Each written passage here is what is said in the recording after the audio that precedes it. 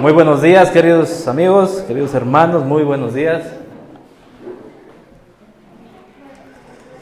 Qué privilegio poder compartir una vez más con cada uno de ustedes, luego de algún tiempo, ¿no? Se habrán dado cuenta que no he compartido algunas semanas.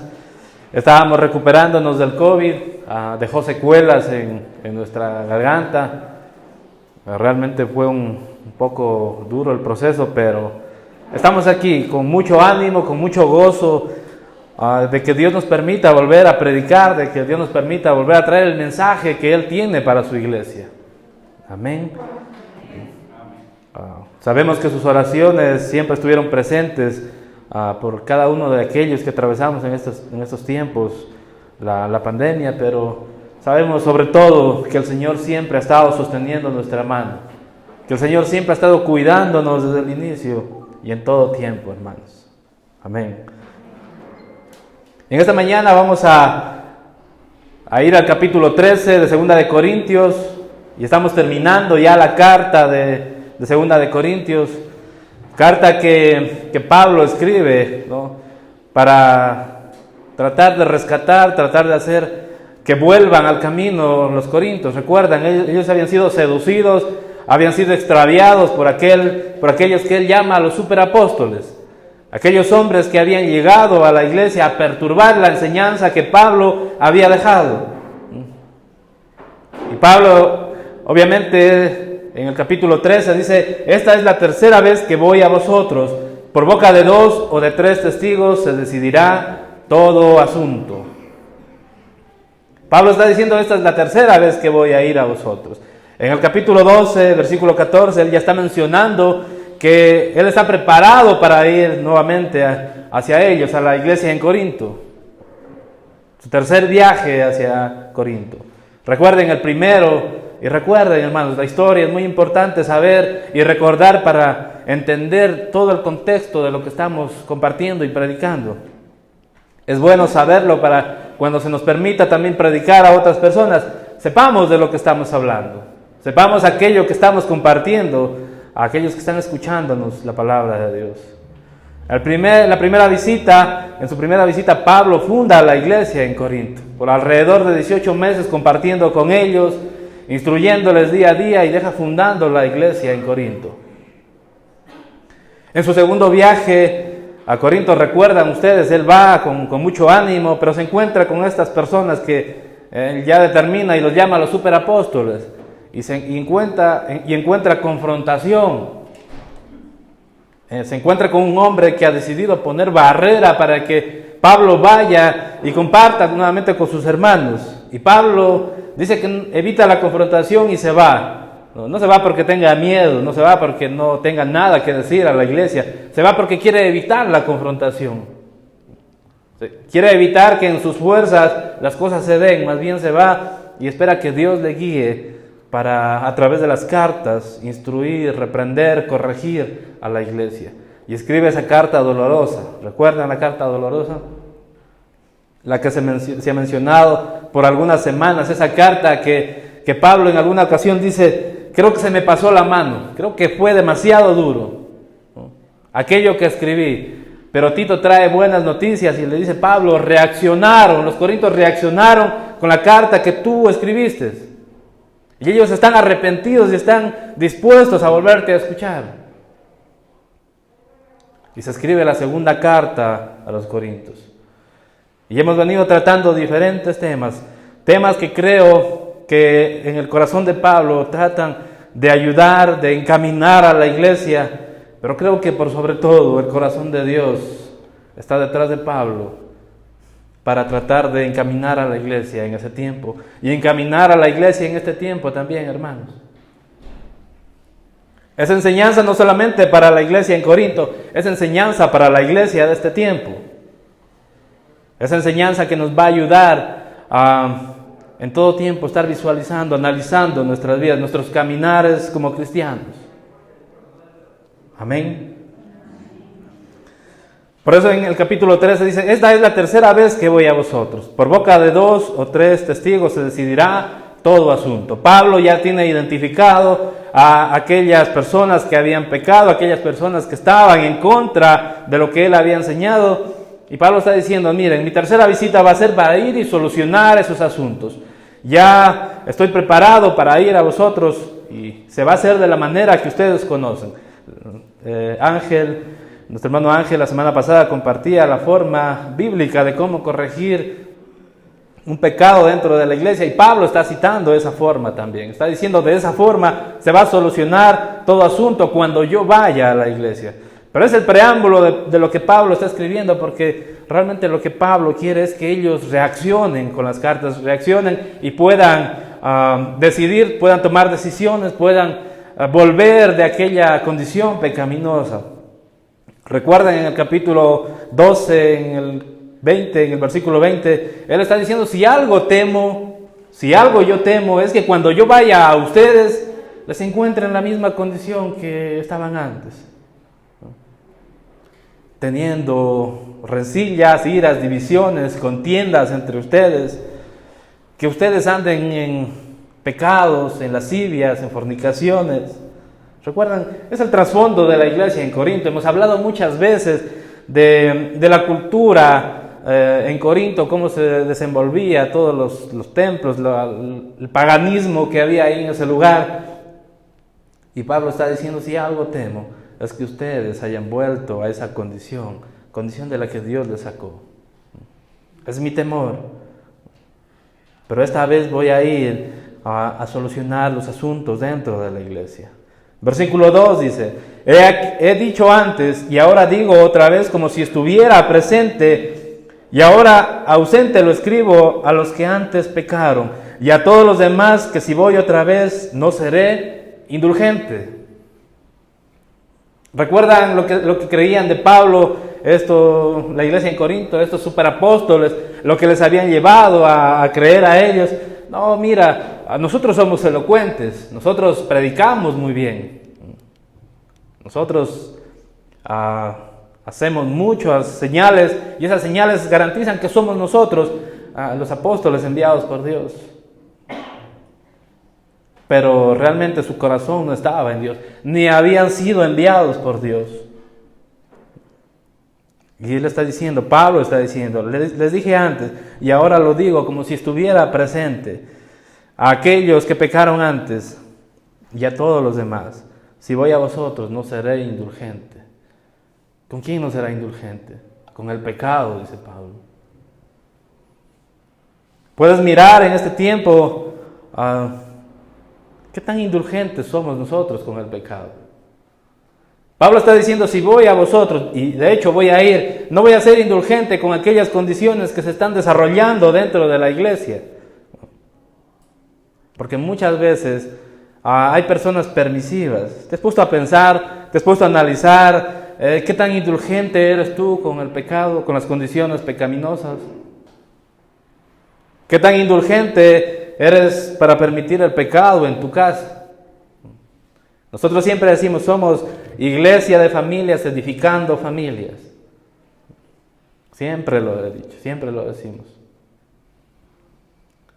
El día de ayer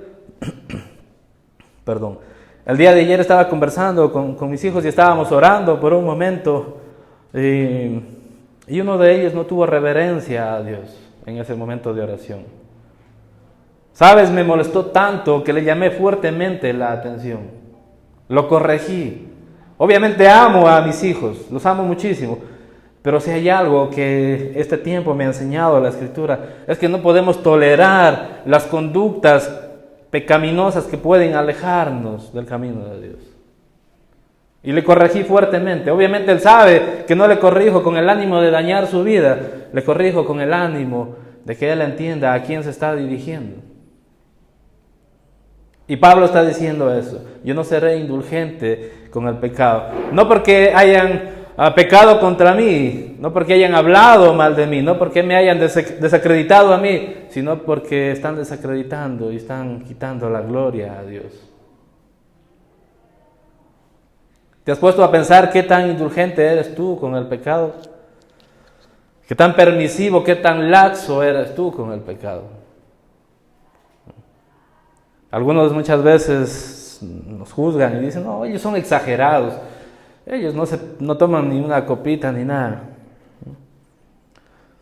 Creo que no se puede jugar con el pecado. No se puede jugar con algo que a millones o a muchas personas pueden estar trayéndoles ataduras, prisiones, de las cuales les cuesta mucho salir. Cuando estudiaba este capítulo 13, era nuevamente ministrado en aquello. No podemos ser indulgentes con el pecado, no podemos jugar con el pecado, porque cuando empezamos a jugar con el pecado nos puede destruir. El pecado puede dañar nuestras vidas, el pecado puede dañar nuestras familias. El pecado puede dañar a la iglesia, queridos hermanos. Damos gracias a Dios que en este lugar tenemos un consejo de ancianos, el cual toma decisiones, obviamente conversando, analizando, y cuando se han presentado situaciones que no podemos pasar por alto. No estamos llamados a juzgar a nadie, no estamos llamados a dañar la vida de nadie, pero cuando se presentan conductas dentro de la iglesia que deben ser corregidas, créanme, lo hacemos sin temblar la mano. Aquellos que han recibido consejería conmigo, muchos me conocen y dicen, no, Carlitos, él es buena gente, él es chévere para dar consejería, es bueno. Pero aquellos que han tenido la oportunidad de estar en consejería conmigo, saben que no tolero el pecado. Saben que si tengo que corregirles fuertemente, lo voy a hacer sin temor, porque sé que eso les va a traer libertad a sus vidas. Pablo está diciendo eso. Conozco a aquellos que pecaron antes, y créanme, contra esas condiciones no voy a ser indulgente cuando yo vaya. Esto se va a tener que solucionar de una vez por todas. Versículo 4. Porque aunque fue crucificado en debilidad, vive por el poder de Dios. Perdón, el 3, desde el 3 me salté. Pues buscáis una prueba de que habla Cristo en mí, el cual no es débil para con vosotros, sino que es poderoso en vosotros. 4. Porque aunque fue crucificado en debilidad, vive por el poder de Dios, pues también nosotros somos débiles en Él, pero viviremos con Él por el poder de Dios para con vosotros. Mirad lo que dice el versículo 3, dice Pablo, buscáis una prueba de que Cristo habla en mí. Espérenme que vaya y van a ver cómo Cristo habla por medio de mí. Y no en la forma que ustedes piensan, no en la forma en ir y mostrar milagros, prodigios, no, porque esa señal era la que pedían los superapóstoles, la iglesia en Corinto. Estaban trastornados por aquella elocuencia, esa declamación que ellos utilizaban para predicar. Pero Pablo dice, esperen que vaya y les voy a mostrar cuál es el verdadero poder de Dios. Porque aunque Cristo dice, fue crucificado en debilidad, vive por el poder de Dios. Pues también nosotros somos débiles en Él, pero viviremos con Él por el poder de Dios para con vosotros. ¿Qué quiere decir eso? Yo me pregunté qué es lo que quiere decir esto. Y sabes que nos lleva a Mateo 11:29. Vamos por un momento a Mateo 11:29.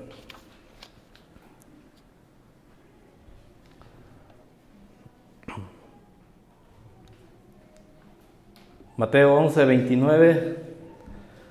Dice, llevad mi yugo sobre vosotros y aprended de mí que soy, que dice, manso y humilde de corazón, y hallaréis descanso para vuestras almas. ¿Cuál es el carácter de Jesús? Que dice que es el manso y humilde de corazón. Muy contrario a lo que estas personas pensaban, muy contrario a lo que la iglesia puede estar esperando en este tiempo.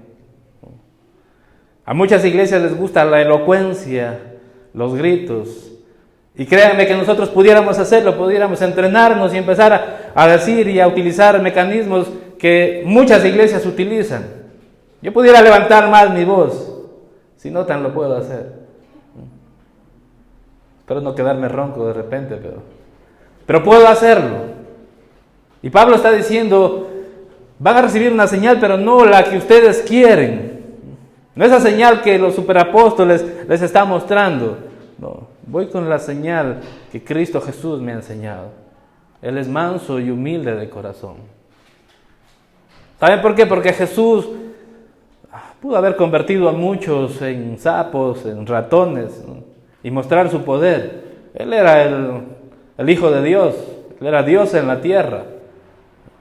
De hecho, en una ocasión van en la barca por el mar y mientras él está descansando, dormido, los discípulos empiezan a consternarse porque vienen vientos que azotan la barca, el mar está enfurecido y lo despiertan a Jesús y Jesús se levanta y solo con levantar su mano dice: para viento y tranquilízate mar.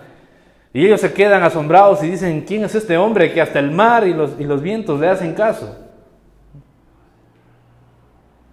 Ese es el poder de Jesús, ese es el poder de Dios.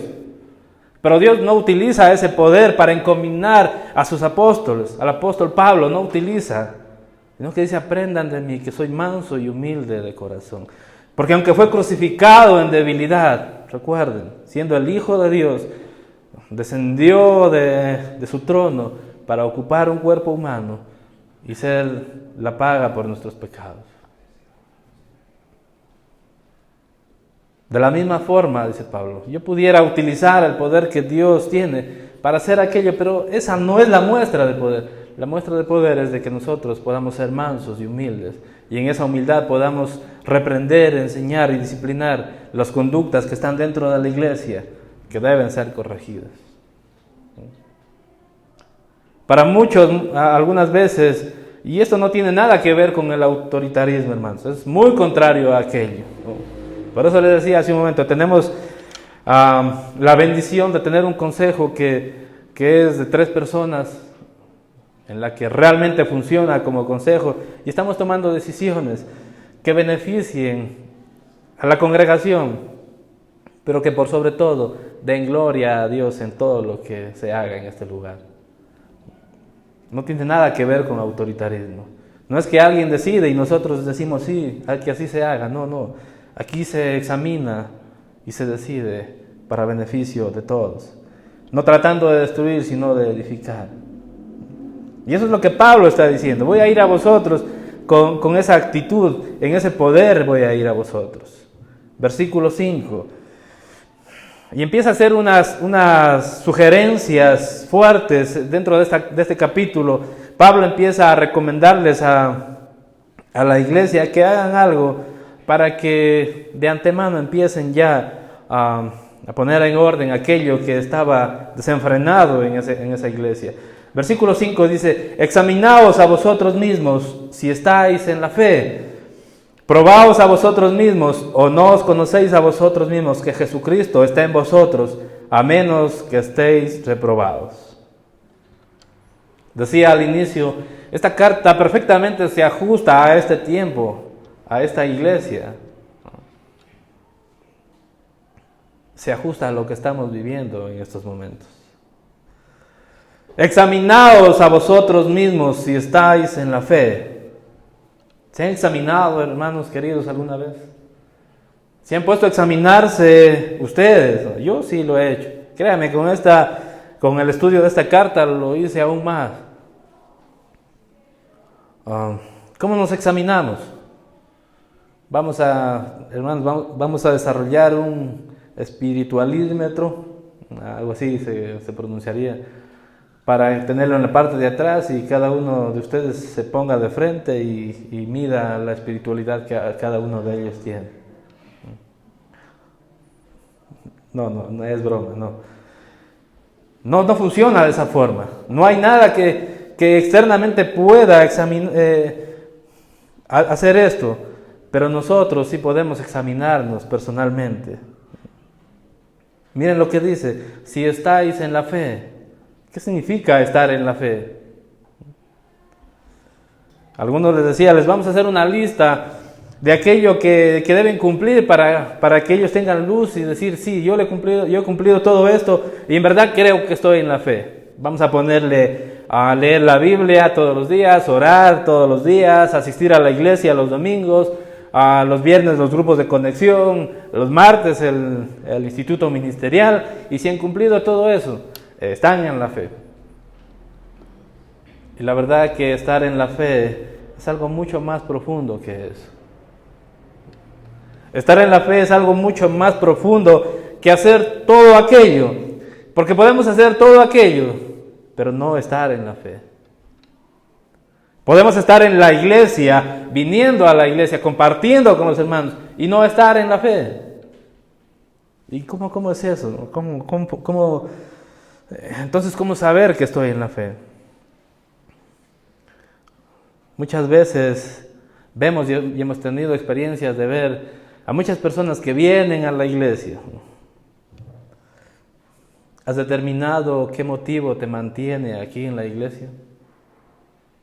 ¿Has determinado qué es aquello que te mantiene aquí cada vez que vienes?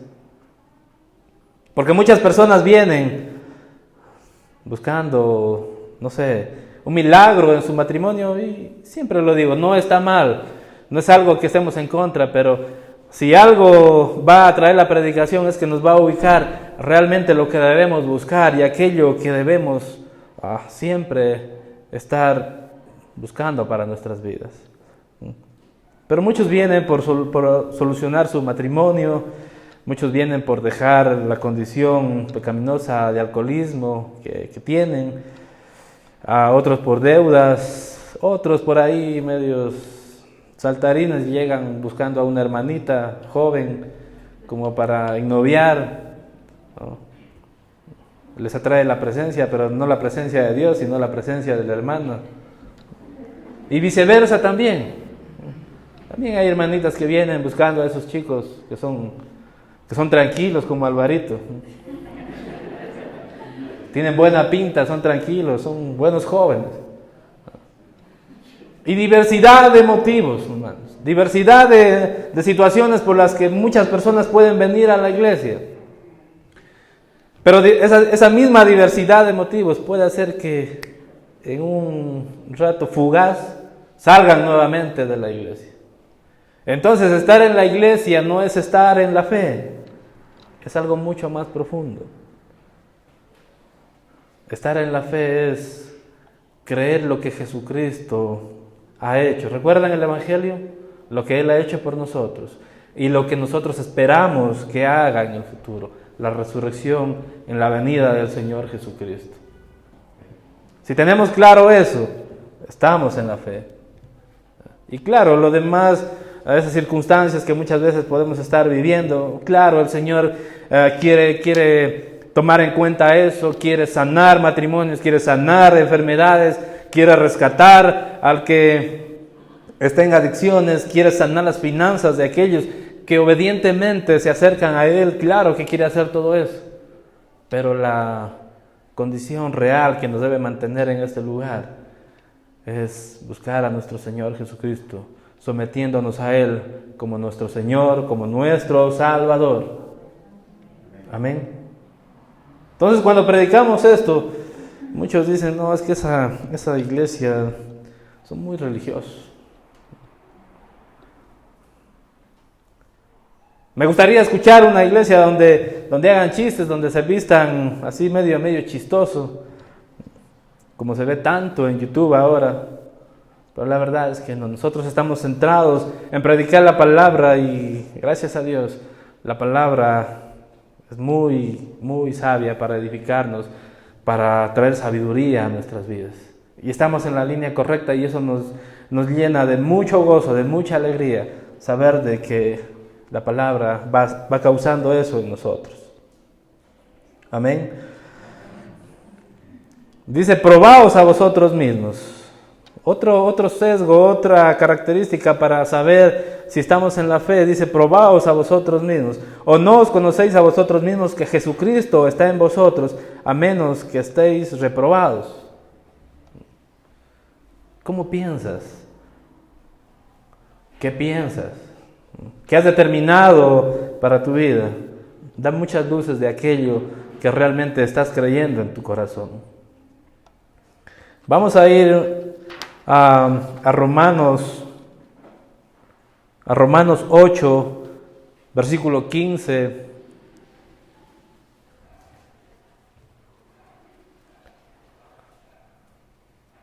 Dice, pues no habéis recibido, ¿qué dice?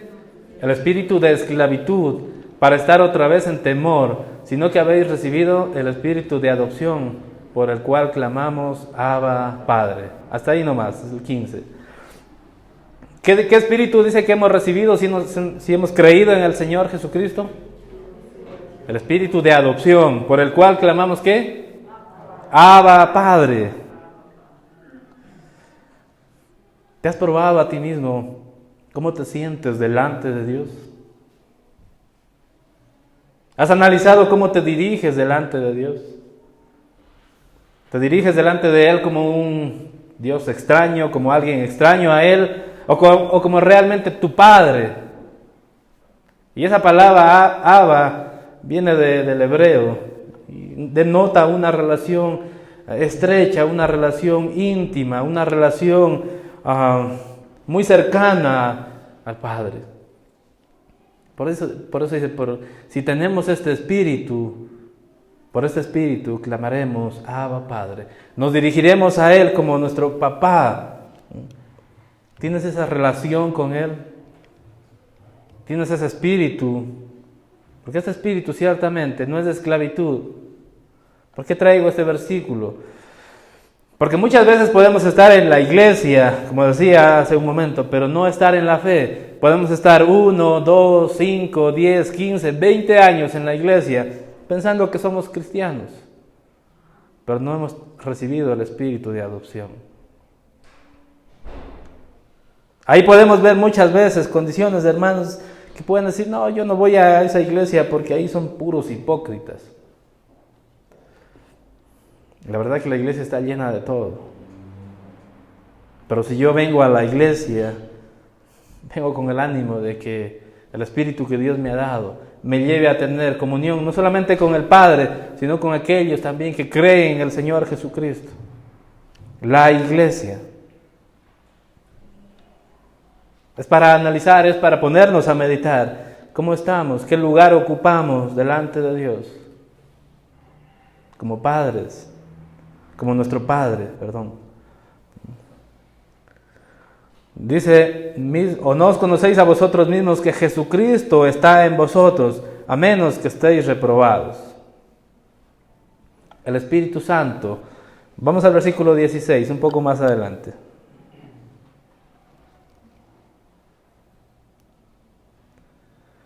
El Espíritu mismo dice, da testimonio a nuestro espíritu de que somos hijos de Dios.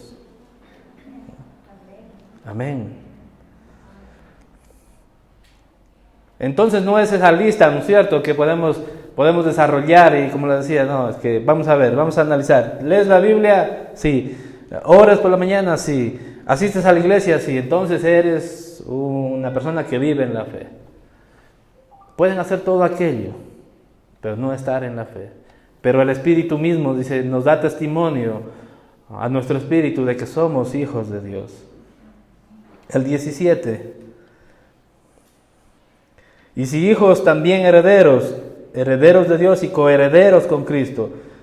Y si es que padecemos juntamente con Él, para que juntamente con Él seamos glorificados. Amén.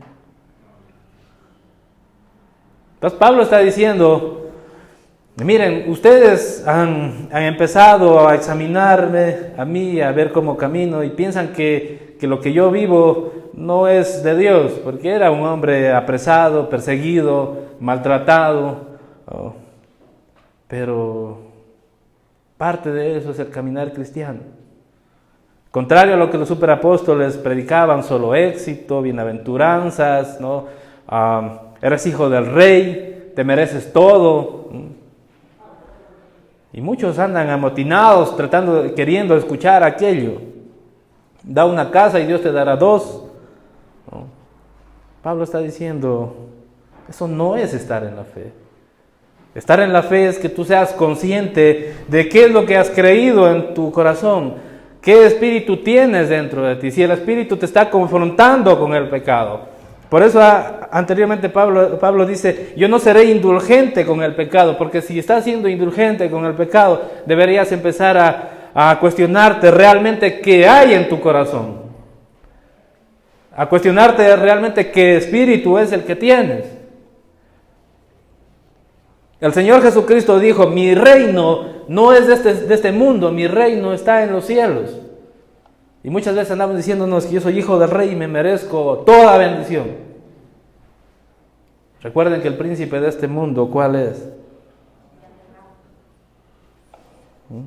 Tengamos cuidado con lo que muchas veces estamos diciendo.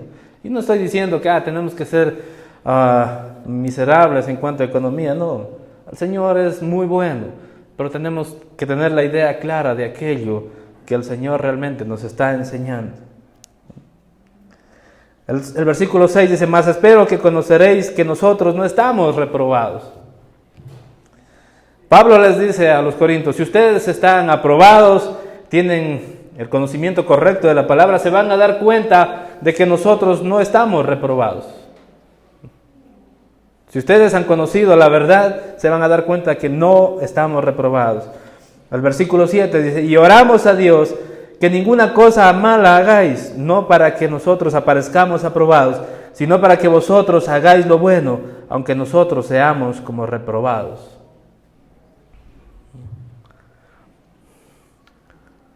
Ustedes han empezado, dice Pablo, a catalogar que el éxito es ser aprobado por Dios. Bueno, ok. Oramos para que ustedes no cometan nada malo. Oramos para que ustedes sean aprobados. Aunque eso signifique que ustedes crean que nosotros somos reprobados. Pero nuestra oración, nuestro corazón es de que ustedes sean edificados y sean aprobados, hermanos. Eso les dice Pablo a los Corintios. Versículo 8 dice, porque nada podemos contra la verdad, sino por la verdad.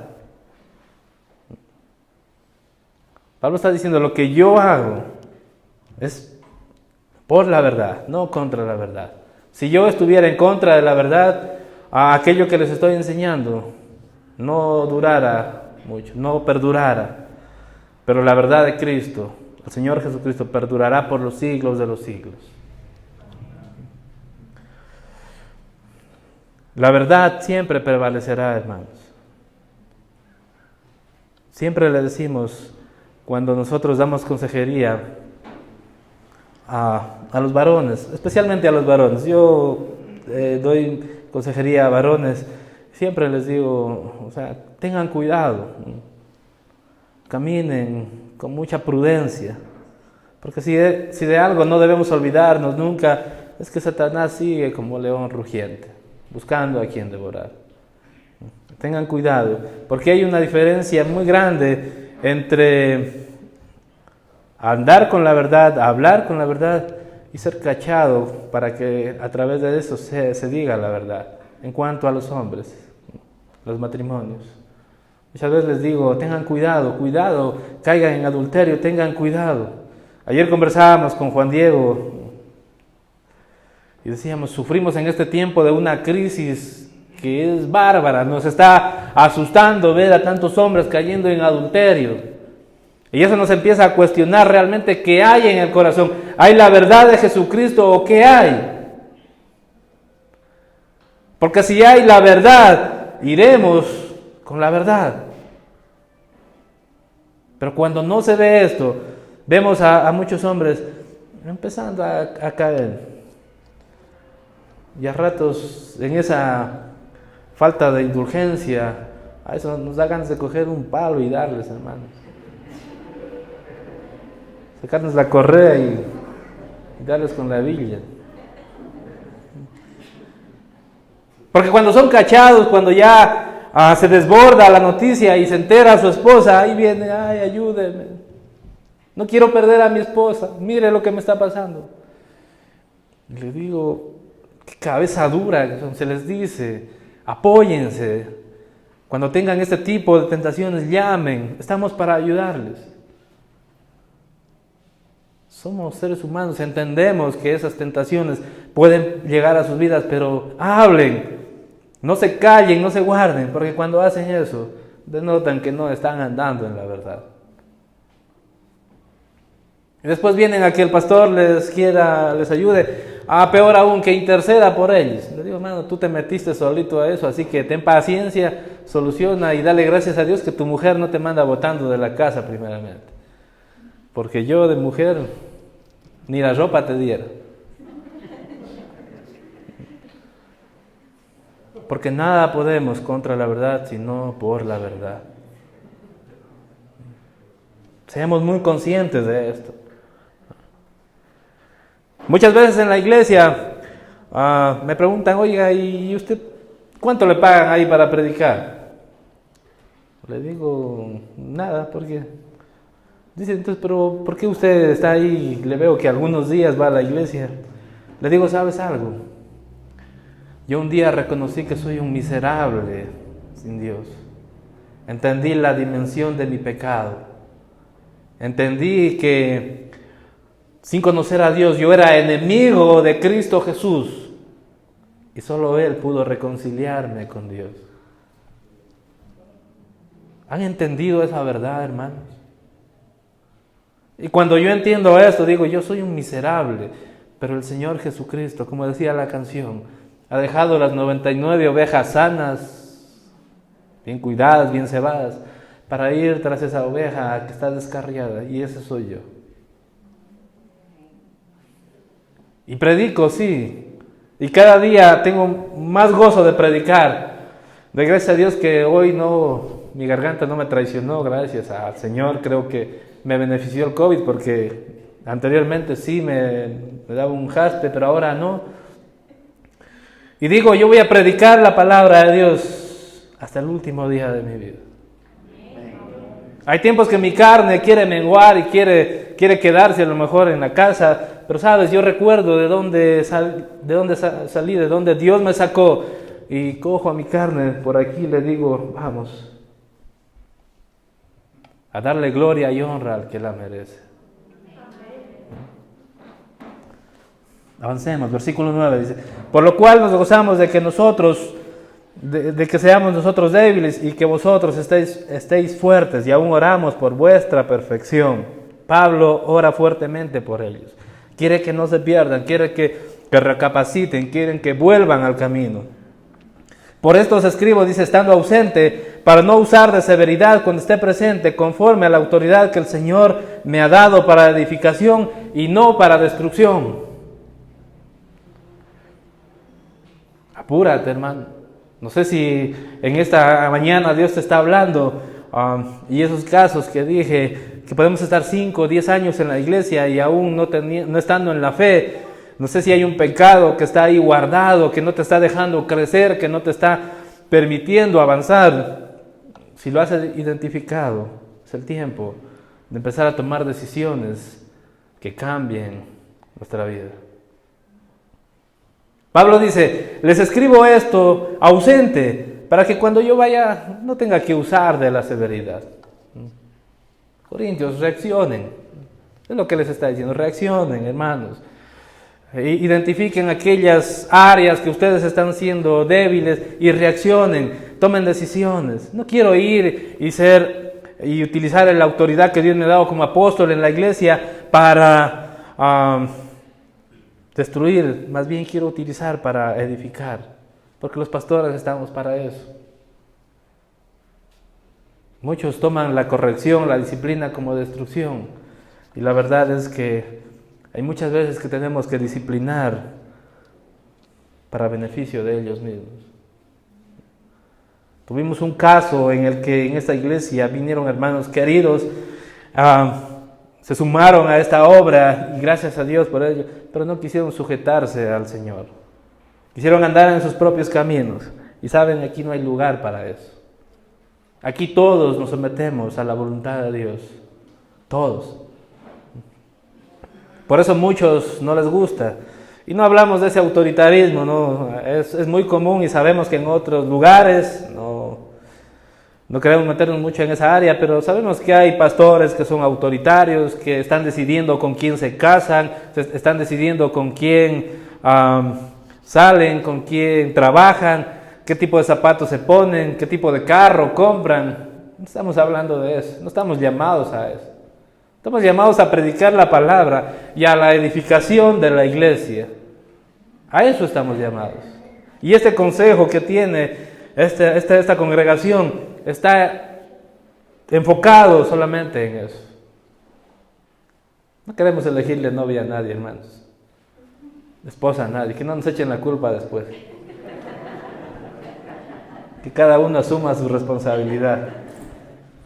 Versículo 11 dice: por lo demás, hermanos, tened gozo, el gozo de aquel que ha reconocido su pecado y quiere tener una relación directa y estrecha con Dios. Perfeccionaos, abandonemos el pecado, abandonemos las malas prácticas y empecemos a buscar la santidad sin la cual nadie verá al Señor, dice la Escritura.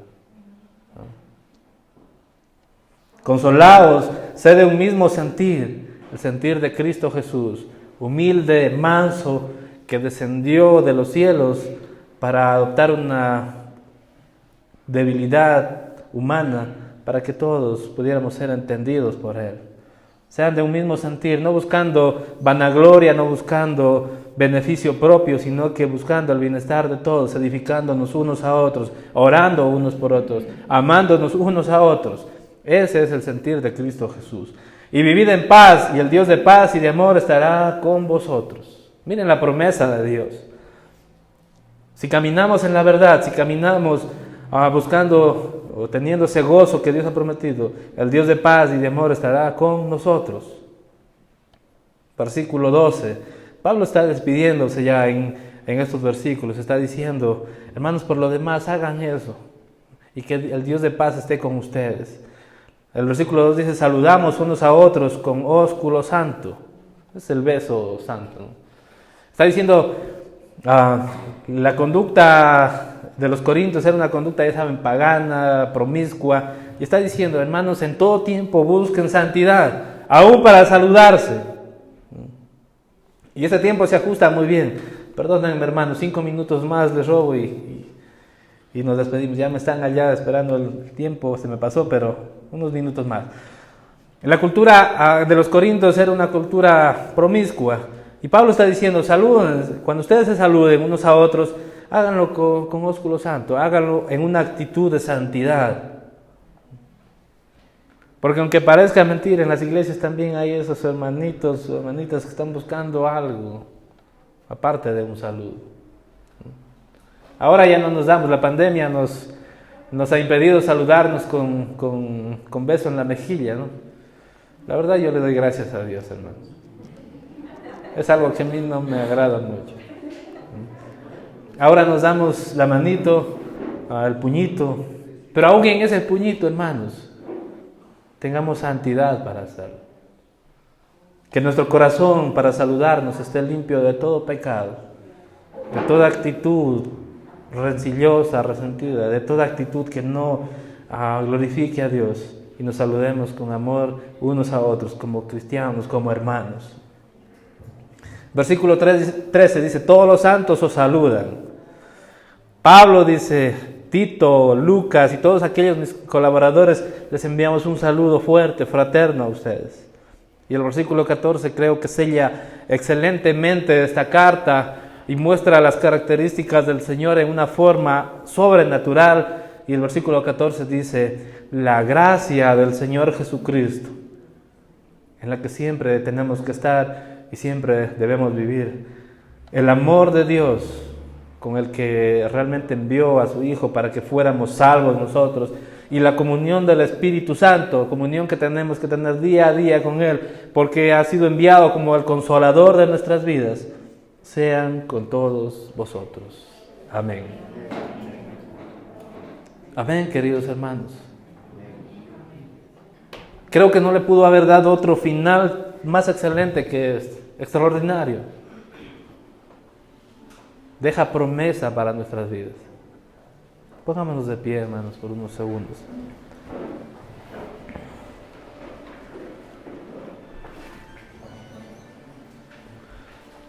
Hermanos, que no nos dejemos cautivar por el mundo, que no nos dejemos cautivar por la elocuencia de muchos que no tienen al Señor. que más bien el gozo y ese Dios de paz y de amor, ese esté presente en nuestras vidas. Que le tratemos de agradar en todo tiempo a Él. Que la comunión que tengamos con el Espíritu Santo sea efectiva día a día con nosotros. Padre, te damos gracias, Señor, por esta mañana, por la palabra que tú has traído a nuestras vidas. Nos ayuda, nos esfuerza, nos disciplina, nos confronta, Señor.